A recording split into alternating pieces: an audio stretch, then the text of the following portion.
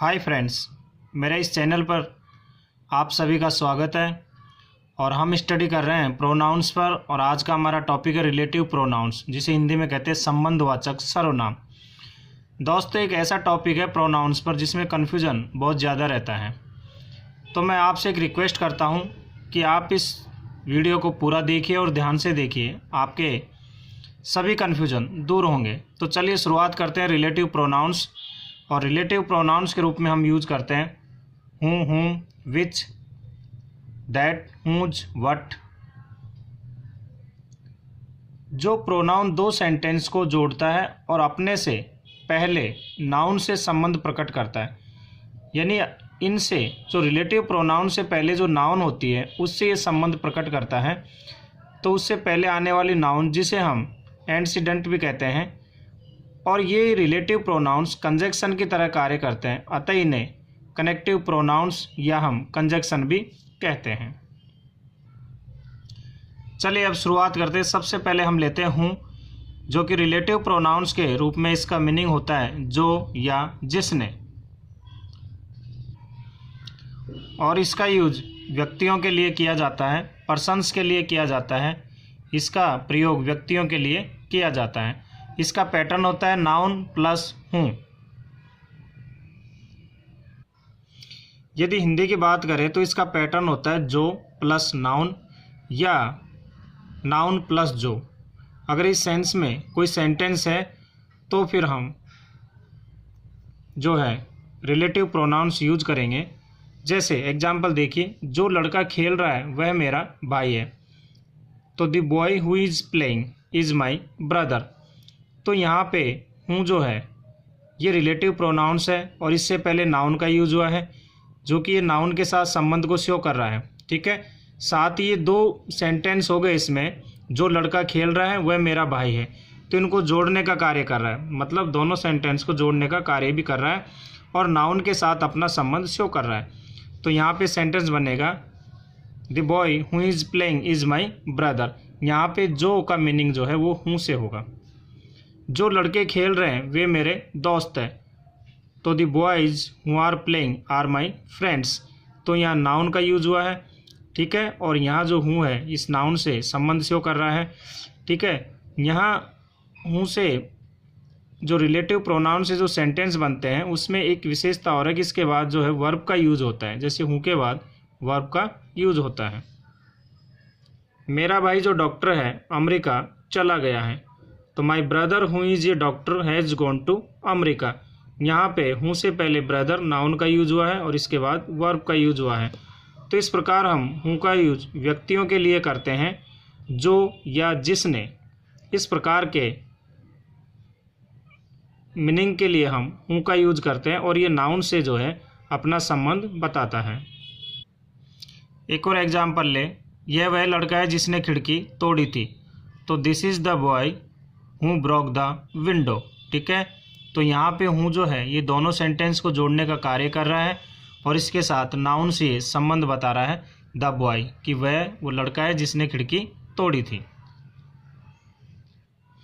हूँ से रिलेटेड एक और इम्पोर्टेंट बात, कई बार सेंटेंस में केवल जो रहता है, ठीक है, और मात्र जो रहने पर सिंगुलर अर्थ में हम वन हूँ का यूज करेंगे, और यदि जो है प्लूरल फॉर्म में तो फिर हमें दोज हूँ का यूज करेंगे। जैसे जो कठिन परिश्रम करता है वह सफलता पाता है। जो कठिन परिश्रम करता है, अब ये यूज़ तो किसी व्यक्ति के लिए ही हुआ है, लेकिन यहाँ पे केवल जो लिखा है, ठीक है, मतलब यहाँ नाउन का यूज नहीं हुआ है। तो इस प्रकार के सेंटेंस को हम वन हूँ, अगर सिंगुलर है तो हम लिखेंगे वन हूँ वर्क्स हार्ड गेट सक्सेस। ठीक है, और यदि प्लूरल में है, जैसे जो कठिन परिश्रम करते हैं वे सफलता पाते हैं, तो दोज हूँ वर्क हार्ड गेट सक्सेस। तो यहाँ पे एक चीज़ ध्यान रखिए, केवल जो रहने पर और वो किसी व्यक्ति के लिए यूज हो रहा हो, जैसे जो कठिन परिश्रम करता है वो सफलता पाता है। ठीक है, जो कठिन परिश्रम करते हैं वे सफलता पाते हैं। तो सिंगुलर के लिए वन हूँ और प्लूरल के लिए दोज हूँ का यूज करेंगे। नेक्स्ट है whom, और इसका यूज हूँ के ऑब्जेक्टिव फॉर्म के रूप में किया जाता है, मतलब हम इसको ऑब्जेक्ट के रूप में यूज करते हैं। और इसका रिलेटिव प्रोनाउंस के रूप में अर्थ होता है जो, जिसको, जिसकी या जिसे। ये भी व्यक्तियों के लिए ही यूज होता है, लेकिन ऑब्जेक्ट के रूप में यूज किया जाता है। जिस लड़की को मैं पसंद करता हूँ वह मुझे पसंद नहीं करती। The girl whom I like does not like me।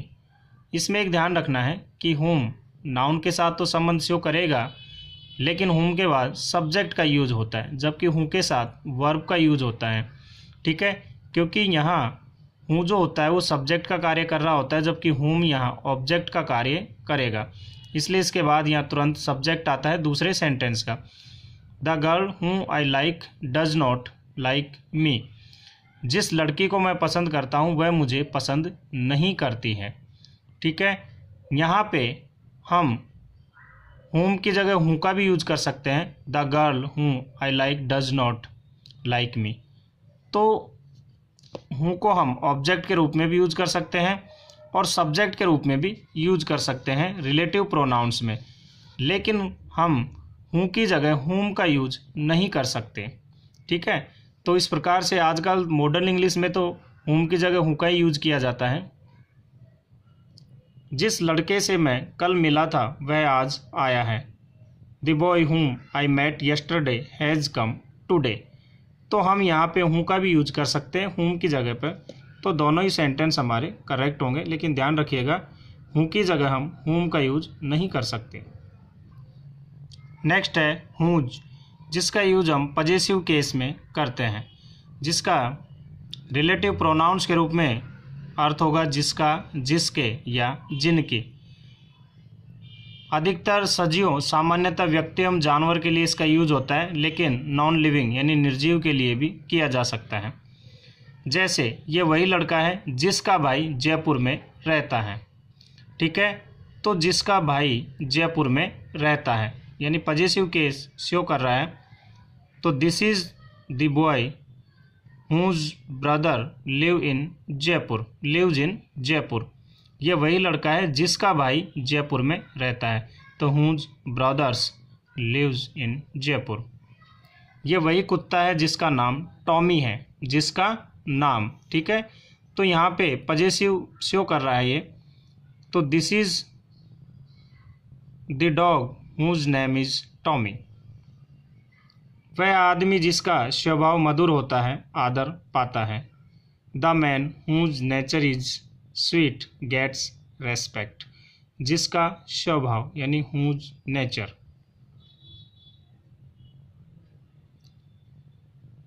वह कलम जिसका रंग लाल है सुंदर लगती है। The pen whose colour is red looks beautiful. जिसका रंग। तो इस प्रकार से इसका यूज़ नॉन लिविंग के लिए भी किया जा सकता है, पजेसिव के रूप में होता है, जो कि ये whose का, जिसका रिलेटिव प्रोनाउंस के रूप में अर्थ होता है जिसका, जिसकी या जिनके। नेक्स्ट है विच, जिसका रिलेटिव प्रोनाउंस के रूप में अर्थ होता है जो या जिसे। ठीक है, तो नाउन प्लस विच का for non lives and animals के लिए यानी निर्जीव चीज़ों के लिए और एनिमल्स के लिए इसका यूज किया जाता है। जैसे जो पुस्तक टेबल पर है वह मेरी है, मतलब कि ये नॉन लिविंग थिंग्स है। तो जो पुस्तक, the book which is on the table is mine. ठीक है, जो पुस्तक, तो यहाँ विच से पहले बुक का यूज हुआ जो कि इसके साथ संबंध शो कर रहा है। मैं वह किताब पढ़ चुका हूँ जो तुमने मुझे दी थी। I have read the book which you gave me. ठीक है, तो विच से पहले यहाँ बुक का यूज हुआ है, तो मैं वह किताब पढ़ चुका हूँ जो तुमने मुझे दी थी, यानी नॉन लिविंग के लिए हम विच का यूज करते हैं रिलेटिव प्रोनाउंस के रूप में। और एग्जाम्पल ले, जानवर के लिए भी इसका यूज किया जाता है विच का। The dog which is black is mine, यानी जो कुत्ता काला है वह मेरा है। This is the car which I have bought is red.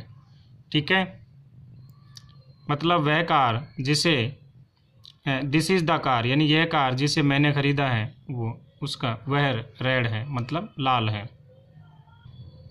Next है दैट, जो। नाउन प्लस दैट, इसका यूज लिविंग और नॉन लिविंग दोनों के लिए किया जाता है। ठीक है, हमने जो है हूँ, हुम और हूज का प्रयोग जो है हमने सजीवों के लिए किया, मतलब मनुष्य के लिए किया। सजीव ने केवल मनुष्य के लिए यूज किया जाता है, व्यक्तियों के लिए यूज किया जाता है उसका। और विच का यूज हमने नॉन लिविंग्स और जानवरों के लिए किया। दैट का यूज हम मतलब लिविंग और नॉन लिविंग दोनों के लिए इसका यूज किया जाता है। जैसे जो लड़का खेल रहा है वह मेरा भाई है, तो द बॉय हूँ या that is playing is my brother. यहाँ हम हूँ का भी यूज कर सकते हैं और दैट का भी यूज कर सकते हैं, ठीक है। या जो किताब यहाँ है वह मेरी है, द बुक विच या that is here is mine. तो यहाँ ये नॉन लिविंग है, इसके लिए हम विच का भी यूज कर सकते हैं और दैट का भी यूज कर सकते हैं। जो लड़का यानी ये लिविंग है, जहाँ पे हम हूँ का भी यूज कर सकते हैं और दैट का भी यूज कर सकते हैं। इस प्रकार हम दैट का यूज जो शब्द के लिए रिलेटिव प्रोनाउंस के लिए हम लिविंग और नॉन लिविंग दोनों के लिए यूज करते हैं।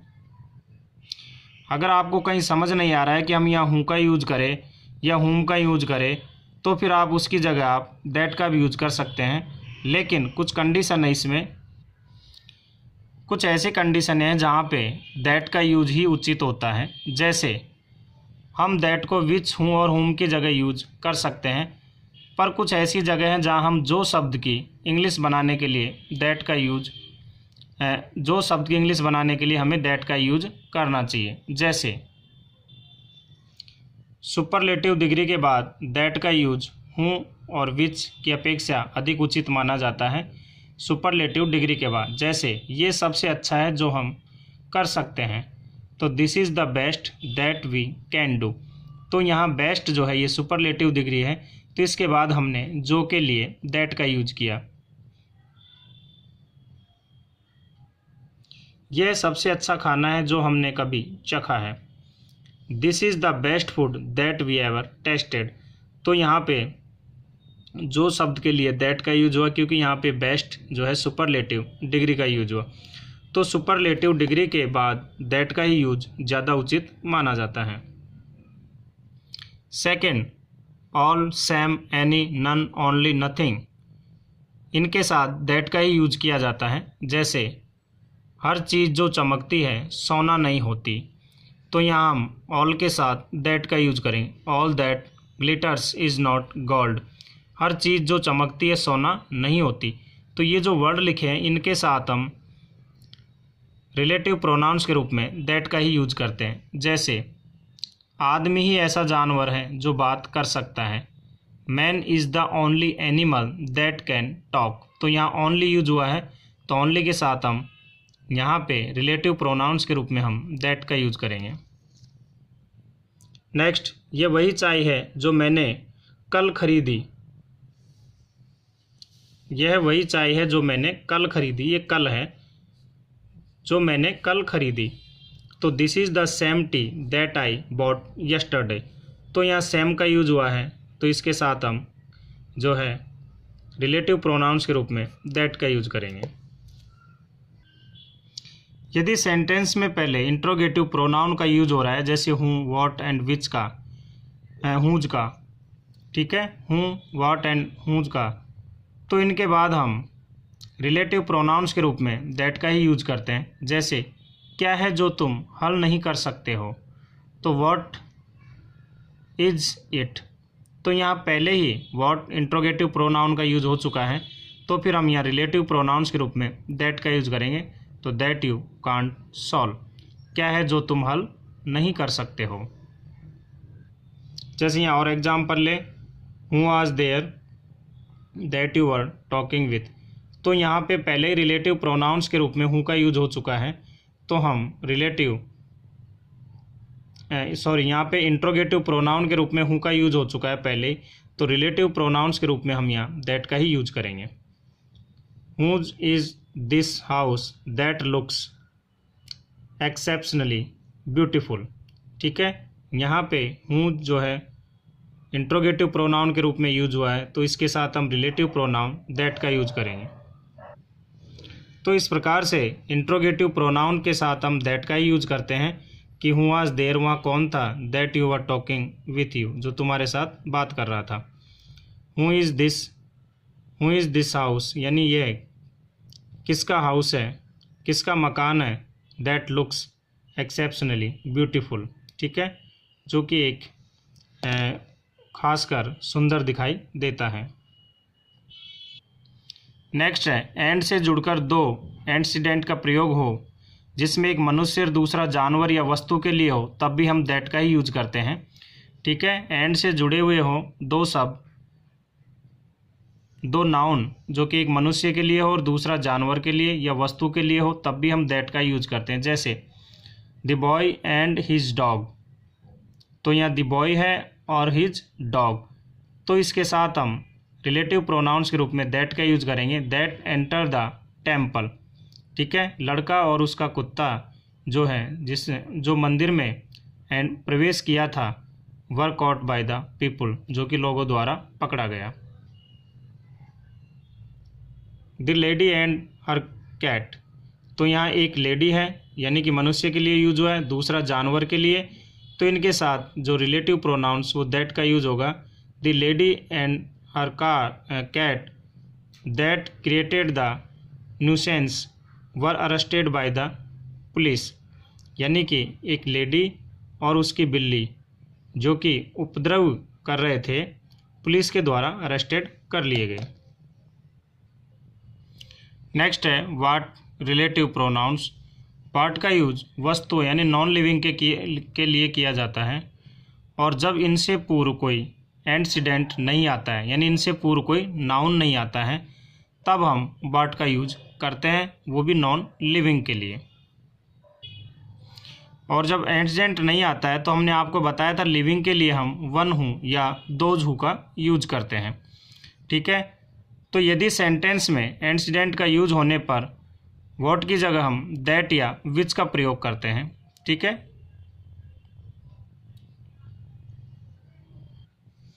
अब यहाँ पे सेंटेंस को देखिए, जिसका इलाज नहीं हो सकता उसे सहना ही पड़ता है, ठीक है। अब यहाँ पे किसी बीमारी के बारे में बताया गया है कि जिसका इलाज नहीं हो सकता उसे सहना ही पड़ता है, तो यहाँ पे नॉन लिविंग के लिए हम जो यहाँ पे एंटीसीडेंट नहीं है यानी नाउन नहीं है, तो इसके लिए हम सीधा फिर व्हाट का यूज करेंगे। तो what can't be cured must be endured, ठीक है, एंड्यूर्ड जिसको हम कहते हैं।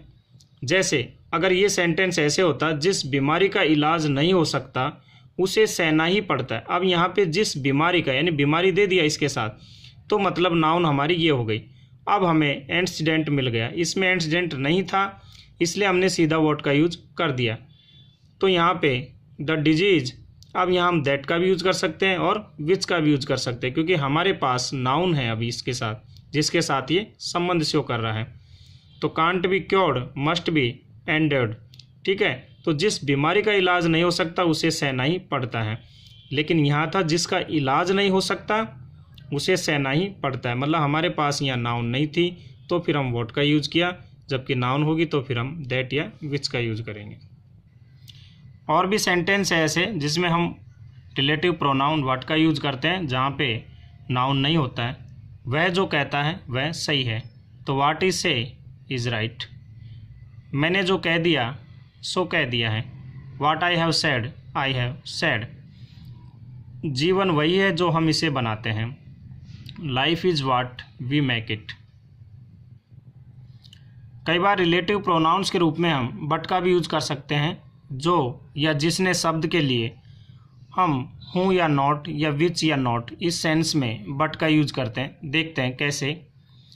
ऐसा आदमी नहीं जो इस सच्चाई पर विश्वास नहीं करता, मतलब ये हूँ और विच का नेगेटिव सेंस होता है, उसके लिए हम बट का यूज करते हैं। जैसे देयर इज़ नो मैन हूँ does not believe in this reality, तो हूँ नॉट का यूज हुआ है, ठीक है, क्योंकि ये नेगेटिव सेंटेंस है। तो फिर हम यहाँ हूँ नॉट की जगह बट का यूज कर सकते हैं कि there is no man but believes in this reality, ठीक है। तो यहाँ पे हम जो है इसमें हूँ के साथ फिर वर्ब का यूज करेंगे और नॉट भी आएगा, ठीक है। तो यहाँ पे बट के साथ फिर ये हमारा believes verb in this reality, ठीक है। यहाँ और इस वर्ब में चेंज होगा, क्योंकि यहाँ पे अगर प्रेजेंट इंडेफिनेट में है तो वर्ब के साथ एस या ई एस लगेगा, जबकि ये हमारा जो है नेगेटिव में चला गया, इसलिए यहाँ डू या डज का यूज होगा। एक और सेंटेंस ले, कोई नहीं था जिसने मुझे नहीं देखा, तो there was no one who did not see me. अगर हम यहाँ पे हूँ डिड का यूज हुआ, हूँ नॉट का यूज हुआ है, अगर हम यहाँ रिलेटिव प्रोनाउन बट का यूज करें तो there was no one but saw me. ठीक है, तो फिर ये हमारा जो है प्रेजेंट इंडेफिनेट में होगा, सिंपल यानी अफर्मेटिव सेंटेंस होगा। लेकिन अगर हूँ नॉट का यूज कर रहे हैं तो फिर ये नेगेटिव सेंटेंस में होगा। एक और एग्जाम्पल लें, कोई हिंदू नहीं है जो रामायण की कहानी नहीं जानता है, तो there is no Hindu who does not know the story of the Ramayana. ठीक है, तो यहाँ पे हूँ नॉट का यूज किया है, इसके जगह हम बट का भी यूज कर सकते हैं। तो there is no Hindus but known the story of the Ramayana. तो इस प्रकार से दोस्तों मैंने आपको रिलेटिव प्रोनाउंस के बारे में बताया है, इसलिए मैंने पहले आपसे कहा था कि वीडियो को ध्यान से देखिएगा और सुनिएगा, आपको बिल्कुल समझ में आएगा। तो उम्मीद है मुझे आपसे कि who, whom, which, that, whose, what and but relative pronouns के रूप में कैसे यूज़ किए जाते हैं आपको समझ में आया होगा। तो मुझे लाइक करें, सब्सक्राइब करें, अपने साथियों को बताएं इस चैनल के बारे में और मेरे साथ इंग्लिश एंजॉय करते रहे। और यदि आपका कोई टॉपिक है जिसमें किसी प्रकार की आपको प्रॉब्लम है तो मुझे कमेंट्स में लिखें, मैं जल्दी से जल्दी उस पर वीडियो बनाने का प्रयास करूँगा। थैंक यू दोस्तों।